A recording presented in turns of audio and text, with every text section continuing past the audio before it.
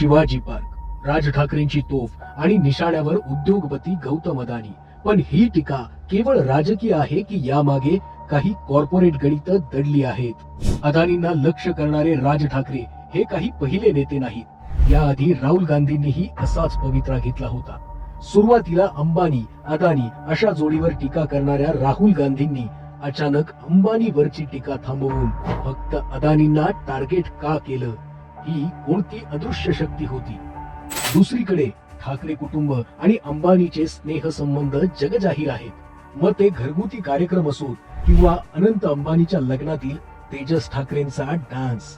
हे जिव्हाळ्याचे संबंध पाहता अदानींवरील हल्ल्यामागे अंबानीची काही रणनीती तर नाही ना?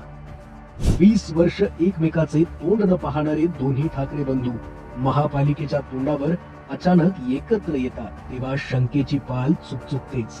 हे एकत्र येणं मराठी माणसाच्या हितासाठी आहे की कोणाची सुपारी म्हणून? अदानींचं वाढलेलं प्रस्थापित उद्योजकांच्या डोळ्यात खुपतंय का? राज ठाकरेंनी आज अदानीवर केलेल्या आरोपाचा फायदा नेमकं कोणाला होणार? याचे उत्तर मराठी समाजाला नक्कीच ठाऊक आहे.